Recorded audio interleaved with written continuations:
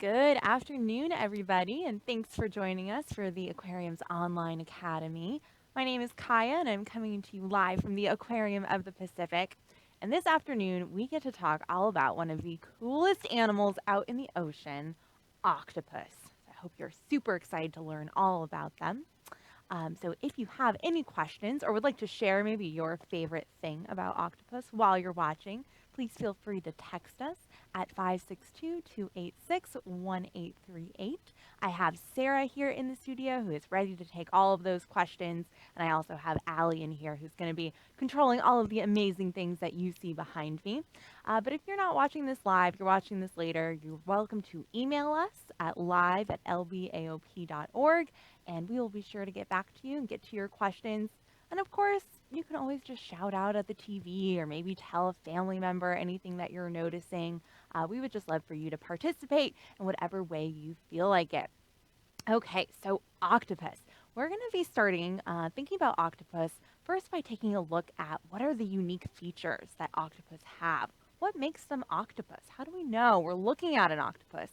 And then we're going to take a closer look at some of the amazing adaptations these animals have because they are pretty unique out there in the ocean and in the animal kingdom in general.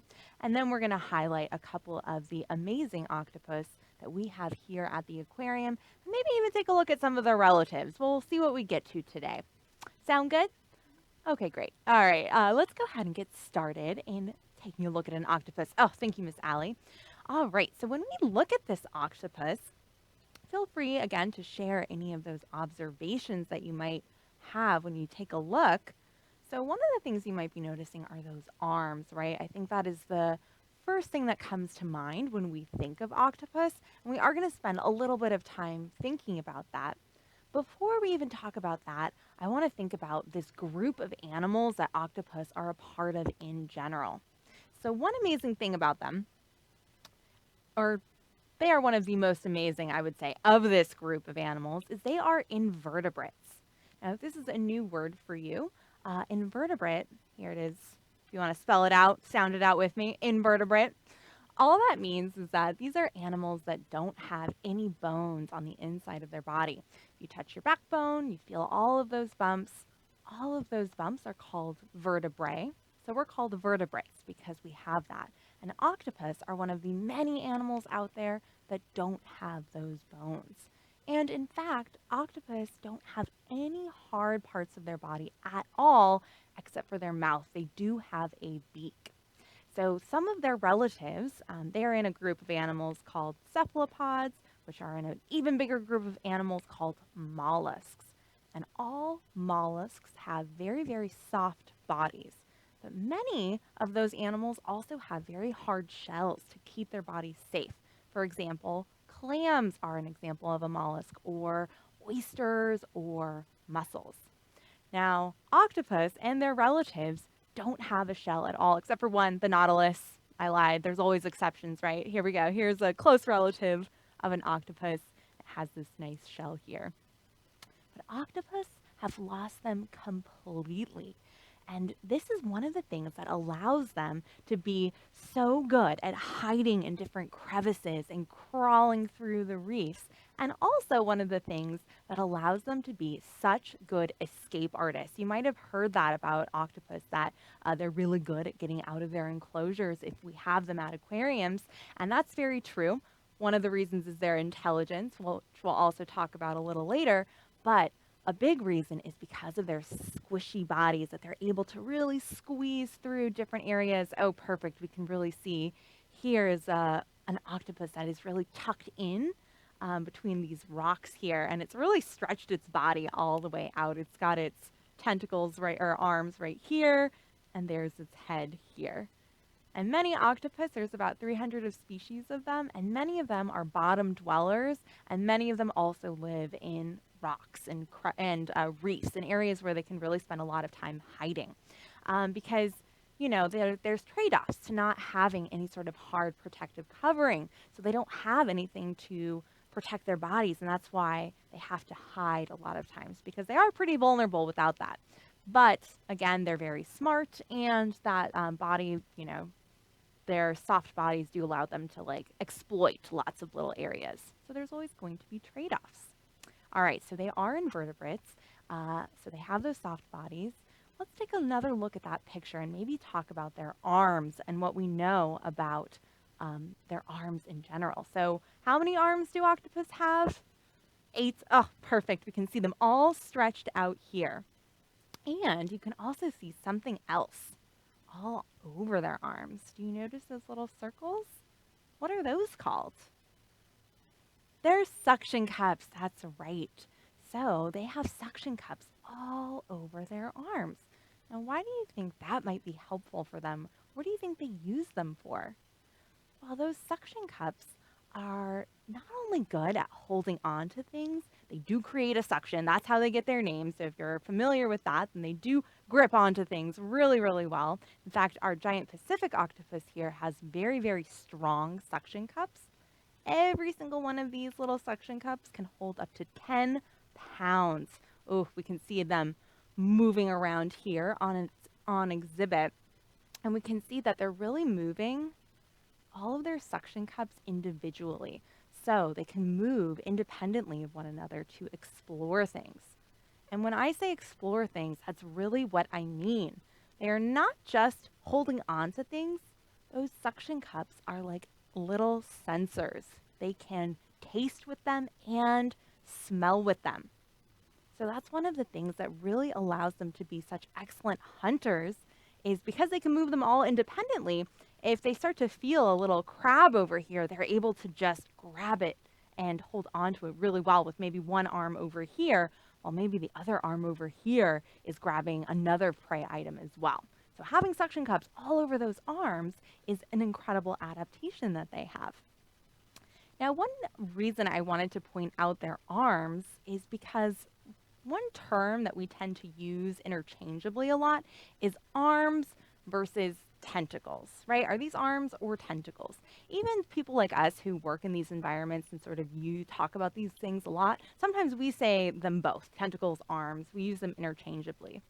But there is a difference between the two of them, and I want to take a moment to talk about that because octopus do have arms. These are not tentacles, whereas some of their relatives have both. They have both tentacles and arms. So let's take a look. There's at a picture between the two of them and see if we can compare them. Okay, perfect. So we have our arm covered in those suction cups here, and then we have a tentacle. What do you notice? What is the same and what is different? So I see that the tentacles also have those suction cups, right, that we talked about on the arms. They do the exact same thing. However, instead of being all over, tentacles only have suction cups on the very, very tips of them. So what do you think animals that have these tentacles use them for? Well, they use them very similarly to how octopus use arms to grab their food, but they use them a little bit differently. So instead of maybe reaching out and grabbing them, well, we have a video that will show that will demonstrate exactly the phenomenon I'm talking about, so you can observe it for yourself. I don't need to tell you. Okay, so here's our cuttlefish, relative of an octopus. I love them. No, that's okay. We can take a moment. We can see some of those similarities that they have. But here's the video of a cuttlefish. Oh, yum. Snatching up a snack. And boom. Uh-oh. Is it really going to eat that crab? What do you think? Yeah? Allie says yes.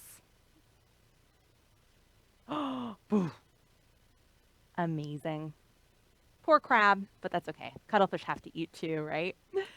So these, right? Oh, it swam away before I could even show you. But those are its arms that it has. And then those tentacles, they really use to just snatch their food. So octopus don't have those tentacles. They kind of use their arms like that. But they don't snatch as much. They really hold on. They use those suction cups to hold their prey, and then they're able to eat them. Now, something else you might have noticed with that cuttlefish is it was changing colors, right? And that's something else that we typically think of when we think of octopus. Now, one amazing feature of octopus and cuttlefish too, really all cephalopods, is their vision, is their eyes. I just want to take a moment to highlight that because we think of them as being these incredible camouflagers, right? These masters of disguise. But for a really long time, scientists thought that these animals were colorblind and weren't able to see color at all. Perfect, we can see that eye there. So how amazing, would they be able to change all of these different colors if they couldn't even see those colors? So this was sort of a mystery for a really long time. And after doing some research on it, they realized that they can see color. It's very likely that they are able to see color. They just see it really differently than we do. We have special cells in our eyes that allow us to detect color. We have 3 photoreceptors, and they don't have any, or they have 1, and that's why they thought they were colorblind. But they realized that they can see a much wider range of light, basically. They allow a lot more light into their eyes, and so they're able to see actually more colors than we are because of that. So this is something they're still doing a ton of research on, but I do want to point out that their eyes are one of the reasons why they're able to change colors in the way that they are able to, and also probably contributed to their brain size. So when we think of octopus, we very often think of them being intelligent, but and they are. And one of the reasons why is that being able to see in the way that they do probably helped develop their brain size. So just a cool relationship there. And I see that we have our first question in about cuttlefish. And I'm glad you want to talk about cuttlefish because I think they're pretty amazing too. So Bree is wondering, why do they call them cuttlefish? Is it because they're super cuddly and like to, hug a lot? And I wish that that was the reason. But no, this is not why they're called cuttlefish. They have a special, what we call a cuttle bone inside of their body. So I'm not sure actually why it's called a cuttle bone, but it is named, they do get their name from having that. And that bone or that part of their body, it allows them to do a couple of things. So one, it does help them give structure. So it does help cuttlefish, the way that they swim is they are a little bit more streamlined as they go through the water. They're a little bit more straight. And it also helps, unlike octopus. So when we watch an octopus move around, they're kind of like all over the place, right? They're really sort of wiggly around. So squid and cuttlefish, they have a more streamlined way of swimming. And the other reason is that the cuttle bone actually has air spaces in it, and that helps with their buoyancy. So that helps them stay at the level in the water that they want to. So that it just helps them maintain, that swimming where they want to be swimming. And thinking about swimming, we can actually take a look at how octopus swim and talk a little bit more about that, because they do swim in a very similar way to squid. Now, cuttlefish, they swim differently. So cuttlefish look very similar to squid, so it's very easy to confuse the two of them. And also, we've named a lot of squid out there cuttlefish and vice versa, so it's confusing with the names. But the way to really tell the difference is by watching how they swim. So, octopus and squid. Okay, here we go. Perfect.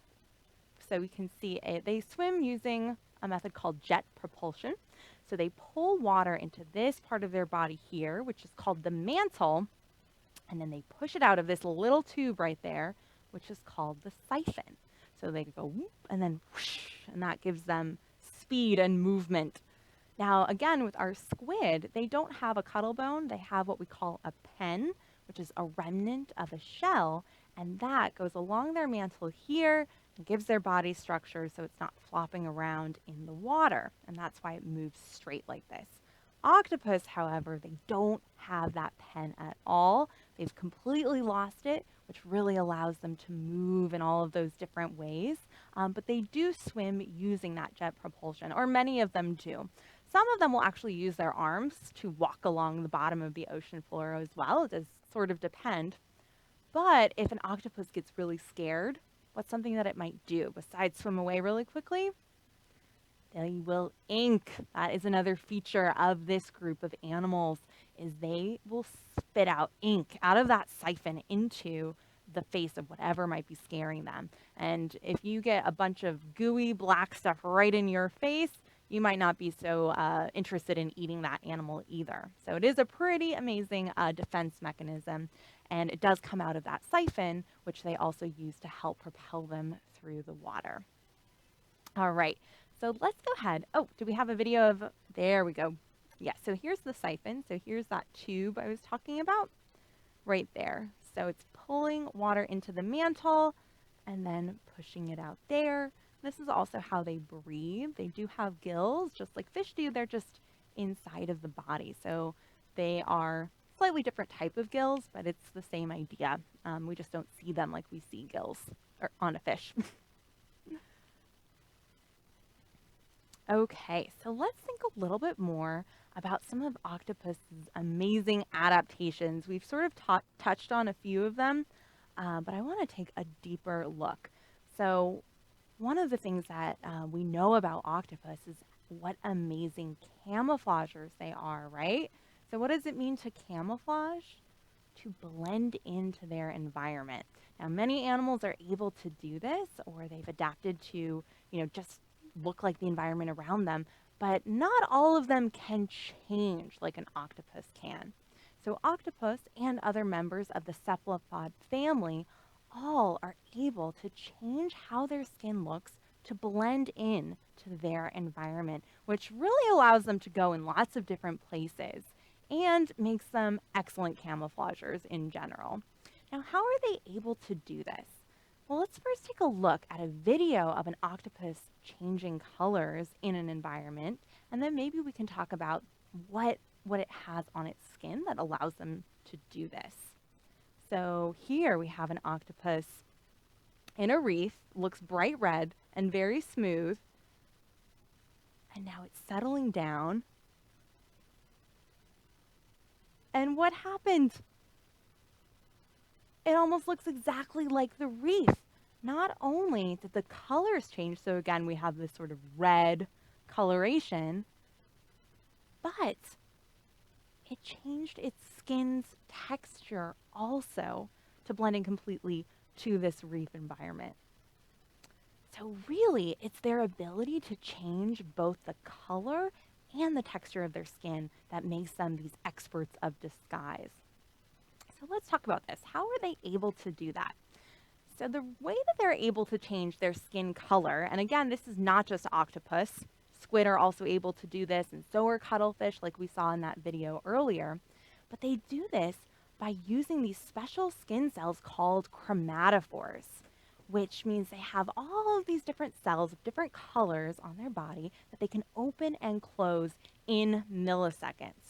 So these are squid chromatophores, and they're not as complex, this particular squid. So there's only a few, right? Brown, pink, maybe red. And octopus have much more, or certain species have much more. Cuttlefish are also very good at this. So for example, if this squid here wanted to blend into a white environment, it would close up all of those and we couldn't see them at all. I kind of like to think of this as having balloons maybe full of paint. And if you squeeze that balloon and bring up all of that color to the top, it's going to be brighter than if you let it down. And that's essentially what they're doing. They're just opening and closing all of these different skin cells to blend in around them. Okay, Ralph is wondering, are these creatures poisonous? Really good question, Ralph. So here's an interesting thing about octopus. I'm almost positive that all of them are what we would call venomous. They have venom in their salivary glands that when they bite into things, they're able to inject a venom into their prey before they eat them. So that's venom. And the difference between venom and poison is that venom is something that you either have to bite or sting, whereas poison, you have to ingest it yourself. So if something were to eat an octopus, they would then get very sick. And yes, there are some very, very poisonous octopus out there.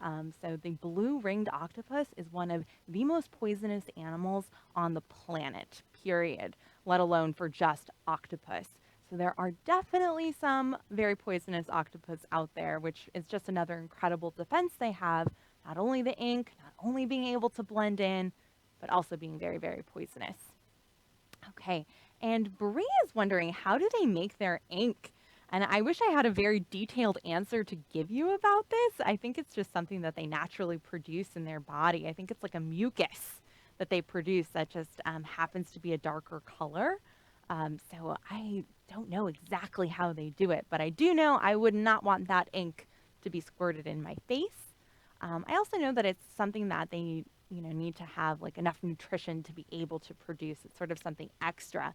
So you really want to make sure you have lots of food around to be able to produce a lot of ink. It's not necessarily something that they would just squirt out immediately because it does take time to build it back up again in their system.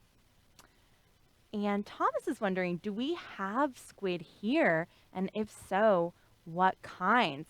So we do have some squid here. I believe we have, what is it, reef squid that we have? Big fin squid and reef squid as well, which I believe are both tropical squids. So we used to have a webcam in there that you could watch them. I don't believe that webcam is set up right now, but we do have squid here at the aquarium, just like we have octopus. So you'll have to come and check them out. One of my favorite cephalopods that we have, besides our giant Pacific octopus that we'll talk about in a moment, is our pajama squid. And you might think, oh, pajama squid, Miss Kaya, that's a squid. But it's not. It's actually a cuttlefish. So that's what I'm saying about the names being confusing. But Thomas, we do have some squid here at the aquarium. Okay, and Penelope is wondering, can they become invisible? I think that's kind of up to you to decide if you can see it or not. Some octopus, I would say, can be pretty invisible. Here's a little tiny, I think this is a baby octopus that Miss Allie just put up. If you couldn't see it, does that make it invisible? Maybe, right? It's kind of up to you to decide. Okay, so talking about their camouflage, we were looking at their chromatophores, but they can also change the texture of their skin, and they're able to do this using papillae is what it's called. So it's all of these special little like skin projections, and they can change the shape of them. They use their muscles to change the shape of them, so they can become. Oh, is that ink? No. Yeah, it was ink. Okay, so we can. Miss Allie just pulled up this awesome video, and I was talking about their skin, so I didn't even notice. No, that's okay. This is great. But yeah, so we just saw it sort of squirt out some ink there. We saw it look like a big cloud, right? So if I was really close to that, I definitely would not want that in my face. That's so great. Now, one of the other adaptations of octopus, or things that we think about when we're thinking of octopus that I wanted to touch on, is their intelligence, right? Because we also think of them as being these really smart animals, and they are. Now, one sort of myth that we might have about them is we see those big heads, or what looks like their heads, and we think, oh my goodness, they might have a giant brain up in there.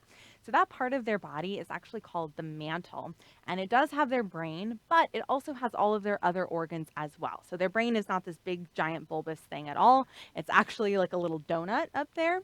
But they do have incredible brain power because so many of the neurons that they have are actually in their arms.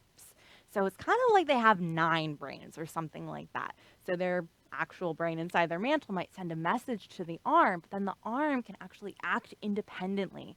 So if you can just imagine like having your brain in your hands, it's something like that. And that's another reason that they're really great at hunting as well.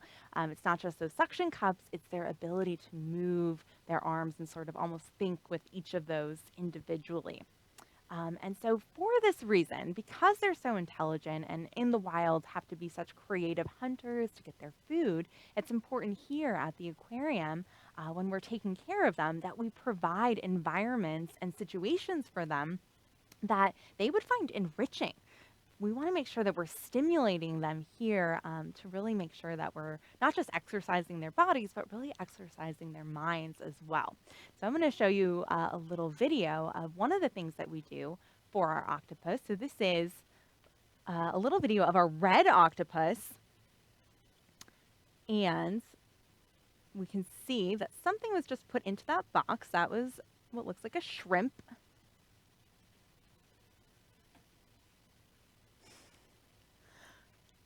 Oh, and there's our little red octopus waking up a little bit, all of those arms starting to come in, and flops into the water. I know I do that sometimes. Ooh. So she knows there's something in there. What is she going to do? So she is going to figure out how to open up that box and reach in and go in entirely to gobble up that snack. So this is just one example of something that we do for our octopus here. Now, again, that was our red octopus, which is a much smaller octopus. We also have our giant Pacific octopus that we also have to do enrichment for. And the giant Pacific octopus is the largest octopus out there. They can get up to 30 pounds and have a arm span of, I think it's up to 16 feet across. So this is a very huge octopus. Giving it a little box like that isn't going to do the exact same thing. So instead, well, we do lots of things for them. And here's a video of one of those things. If you have any of you ever played with a boat like this before? Have you ever thought about giving it to an octopus? Oh, amazing. We can really see it sort of spreading out in between its arms. We can see all of that texture on its mantle there. You can see it really using that, their siphon. And I see something in that boat that I think this octopus might be excited to eat. Oh, I love watching all the texture change. I don't know if I'd paid attention to that before. Yeah. So octopus will do that not only to hide, but to communicate. So they might be excited, or it might be something that they do to scare prey. And, oh, it got it.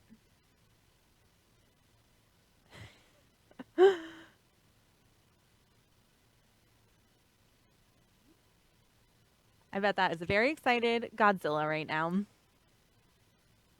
Oh, and we can see it really moving those suction cups and like exploring the boat there.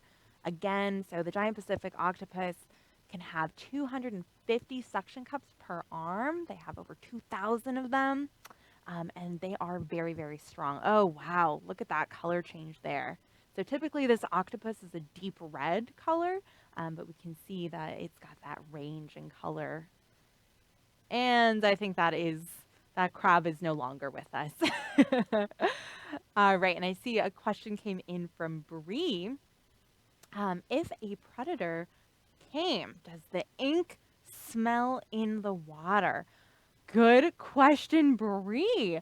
To my knowledge, the ink does not smell. I think it is just a really gooey substance that gets squirted out, and it's just really cloudy and uncomfortable and kind of sticky. So I don't think it's smelly, like maybe we're thinking of a skunk in this example, is something that like sprays something smelly. So I don't think the octopus does that, but that would be pretty awesome. That would, if it did, right? It'd be extra. It'd be extra. I don't want to touch that thing, right? All right, so we only have a couple more minutes left. Maybe we can just spend those minutes looking at our giant Pacific octopus again. We can take a look at Godzilla and let you know a little bit more about this amazing octopus before we sign off.